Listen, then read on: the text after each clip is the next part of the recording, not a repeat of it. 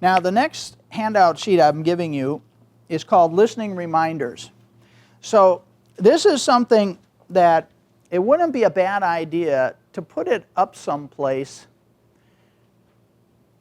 where in that room or that situation you would like to be a better listener. So it might be your office at work, it might be on the refrigerator at home, it might be in the bathroom because you want to remind yourself in the morning that before your loved ones leave the house that morning you would like them to feel fully listened to. Whatever. Now that's a hard time, isn't it? Because everybody's rushing around and we're half awake. All right. But let's go back to conversations you've had in your personal or your professional life. Just pick a few of them. And why don't you go for one that you feel was a pretty deep conversation? In other words, like, this is not just social chit-chat that I was having. We were actually having a pretty serious, deep conversation. And then these are some ways to check on whether or not you were really listening in the sense of deep listening. So were you trying to control the other person, or were you trying to connect with the other person? Very different. If you follow your brain and what his intentions for your behavior are, 9 times out of 10, we're trying to control the other person in some way. We're not trying to connect. Does that make sense? Or am I the only one that has this problem? Were you going for understanding rather than agreement? A lot of people think that the purpose of listening is to find out what's wrong with their arguments so that you can convince them that your way of thinking about it is a little bit better than their way of thinking about it. And then you fully listened. That's not listening. So you're going for understanding, not agreement. You have to accept and affirm differences. So we spend a lot of time now working on this 90%, 10% thing, the idea that you have to come to the person with an awareness of your ignorance and that you're always ignorant because there's no way you can know the 90%. You can't know what they're sensing. You can't know what they're thinking. You can't know what they're feeling. You can't know what they're wanting. All you can look at is their behavior, right? So can we come expecting difference? Now this is very different than the way we usually come to each other, because the truth of the matter is what makes us feel comfortable and safe is sameness. In other words, we come to situations and the way we get our bearings is we look for what we already know. And the more we find that we already know, the more comfortable we feel. Is this right? Okay, but I'm asking you to do the opposite. This is going to require you to fight with your brain a little bit. I'm asking you to come expecting difference and realize that that's a good thing, right? Because if you come to a situation and all you find is sameness, guess what? This is going to be a boring day, and you're not going to learn anything, and you're not going to grow. So can you come expecting difference? And then, could you take it one step further? Could you let the other person be your teacher? Okay, now I'm coming with an attitude of not knowing, right? Of recognizing my ignorance, and the only way to overcome my ignorance and my not knowing is what? Let you teach me. Now you got to do that from a detached place, because a lot of times when people start disclosing to you, there could be some of the roadblocks and barriers that we talked about in the way that they go about disclosing. It may feel like they're judging you. It may feel like they're telling you what you should do. They're sending you solutions, right?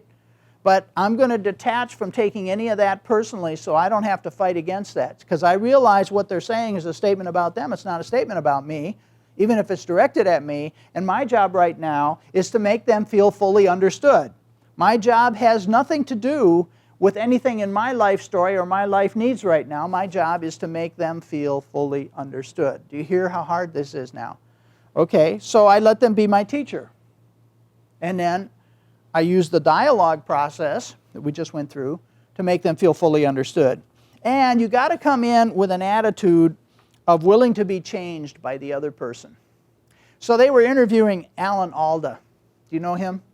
Hawkeye from MASH, right? But the interesting thing about him is he's an actor, he's a director, he's a producer, he's done all these things, so he understands this stuff from a lot of different angles.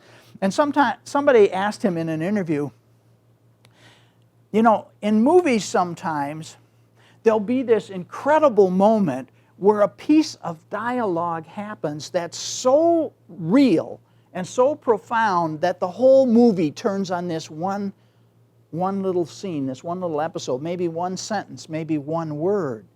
And they said to Alan Alda, so as a director and an actor, how do you make that happen? That thing that's so powerful and so real. And he says, well, you do the best you can to study the character, and you try to become the character, and you read up on it, and you practice, and you know your lines cold, and you know the other person's lines cold. And then you come onto the set to do it, and you come on with an attitude of being totally willing to be changed by what the other person does. And that's how you create this authentic moment. Now think about that. Can you come to another person where you're going to try to listen to them and you're saying, no, I'm totally willing to be changed by what I hear. Now, that's not usually most people's path to security. Most people's path to security is, I'm going to go in there and get everybody changed so that they're doing what I want them to do so that I can feel safe here. Right? This is a different path. This requires a lot of courage and a lot of self-confidence. I'm going to go in and I'm totally willing to be changed by you. This is the fast track to wisdom. This is the fast track to personal growth. That's what you get with deep listening. Okay, so those are your reminders. Tough. Let's look at some quotes real quickly. I'm only going to do a couple of these, and then you can look at the others on your own. But this is Carl Rogers, who was probably the most influential person in training counselors in the United States. This is what he says. One thing I have come to look upon as almost universal is that when a person realizes he has been deeply heard, there's a moistness in his eyes. Now, can you go back in your own life story to a time when you were really upset or confused, and all of a sudden you had somebody who was able to make you feel deeply heard? I think in some real sense he's weeping for joy. It's as though he were saying, thank God somebody heard me. Somebody knows what it's like to be me. In such a moment I have had the fantasy of a prisoner in a dungeon tapping out day after day a Morse code message. Does anybody hear me? Is there somebody there? Can anyone hear me? And finally one day he hears some faint tapping that spells out yes. By that simple response he is released from his loneliness. He has become a human being again. There are many, many people living in private dungeons today, people who give no evidence of it whatever on the outside, where you have to listen very sharply to hear the faint message from the dungeon. So you really have to slow yourself down, don't you? And you see, deep listening is not about working on the other person. I mean, to do deep listening, you are constantly having to work on yourself, because it's yourself that gets in the way of being able to do it. Krishnamurti, who happens to be one of my favorite philosophical writers, there is an art in listening. To be able to listen, one must abandon or put aside all prejudices, preformulations, and daily activities. Oh, just read that sentence. Put aside all prejudices, preformulations, daily activities. When you are in a receptive state of mind, things can be easily understood. You are listening when your real attention is given to something. But unfortunately, we listen through a screen of resistance. We are screened with prejudices, whether religious or spiritual, psychological or scientific, or with our daily worries, desires, and fears. So we have all these filters that are part of what's going on in our own head that get in the way of us receiving what the other person is saying. And then these act as a screen. We listen. Therefore, we listen only to our own noise, not to what is being said. It is extremely difficult to put aside our training, our prejudices, our inclinations, our resistance, and reaching beyond the verbal expression to listen so that we understand instantaneously. So, you can read the next one on your own, but you get the idea that this is not that easy, right?